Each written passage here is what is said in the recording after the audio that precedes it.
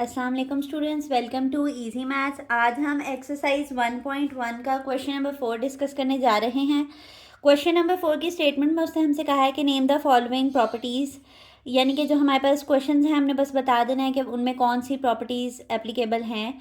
इस वाले क्वेश्चन के अंदर हमारे पास properties of addition and multiplication applicable होंगी, यानी हम उनको रीड आउट करेंगे और देखेंगे कि हमारे पास कौन सी प्रॉपर्टी जो है वो इन स्टेटमेंट्स को सेटिस्फाई करती है।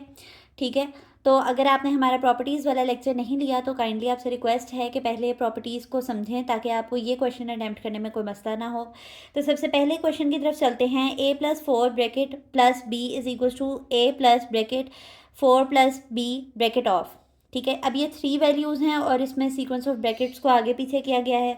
तो मैंने आपको बताया था कि प्रॉपर्टीज़ के लेक्चर के अंदर के एसोसिएटिव प्रॉपर्टी ऐसी प्रॉपर्टी है जिसमें हमें नंबर ऑफ़ वैल्यूज़ जो हैं वो 3 दी हुई होती हैं और उसमें हम ब्रैकेट्स को आगे पीछे करते हैं। और ये विद रिस्पेक्ट टू एडिशन है ये वाली प्रॉपर्टी, तो हम इसको कहेंगे associative property with respect to addition. ये WRT की शॉर्ट फॉर्म लिखते हैं आपके लेवल के ऊपर, विद रिस्पेक्ट टू। ठीक है, यानी कि किसके लिहाज से ये एसोसिएटिव प्रॉपर्टी है? With respect to. ठीक है, किसके लिहाज से ये एसोसिएटिव प्रॉपर्टी है? ये एडिशन के लिहाज से एसोसिएटिव प्रॉपर्टी है, क्योंकि अब जो ऑपरेटर इस्तेमाल हुआ है वो प्लस का हुआ है। नेक्स्ट है हमारे पास √2 plus √3 is equal to √3 plus √2। इसमें हमारी जगह जो है वो एक्सचेंज हुई हुई है, जगह कम्यूट हुई हुई है। तो ये कम्यूटेटिव प्रॉपर्टी है जिसमें हम जगह को आगे पीछे कर देते हैं। और कम्यूटेटिव कौन सी प्रॉपर्टी के रिस्पेक्ट है? एडिशन के। तो हम इसे क्या बोलेंगे? Commutative property with respect to addition.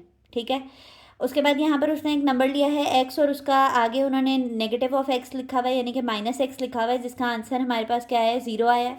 तो मैंने आपको बताया था किसी भी नंबर का इन्वर्स जो है वो उसका ऑपोजिट होता है, यानी कि एडिटिव इन्वर्स है तो वो +a को हमने उसको कैसे लिखना है? -a लिखना है। ठीक है, तो -a लिखेंगे तो हमारे पास वो एडिटिव इन्वर्स होगा और इसका आंसर हमारे पास क्या आता है? 0, जिसको हम क्या बोलते हैं?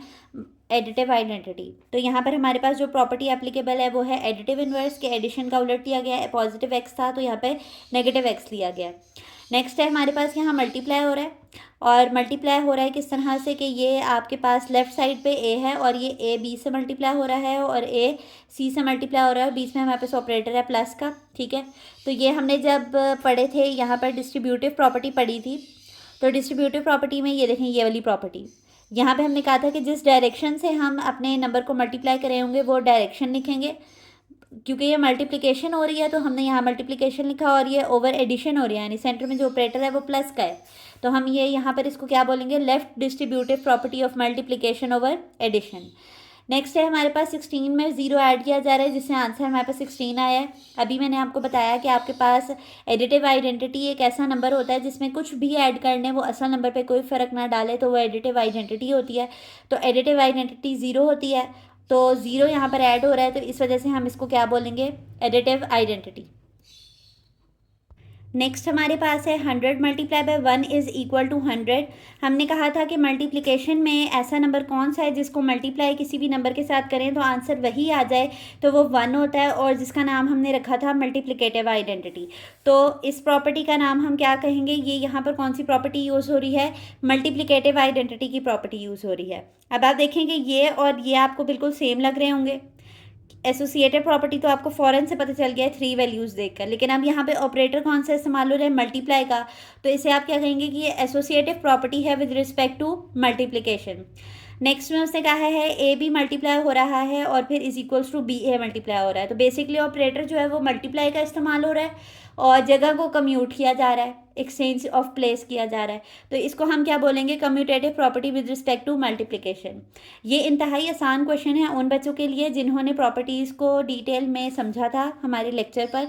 तो उम्मीद करती हूँ आपको आज का लेक्चर समझ आया होगा। अगर आपको आसानी से हमारे लेक्चर्स समझ आ जाते हैं तो हमारे लेक्चर को काइंडली लाइक करें और चैनल को सब्सक्राइब करें, ताकि आपके लिए ऐसी ही आसान मैथ्स की वीडियोस हम अपलोड करते रहें। अल्लाह हाफ़िज़।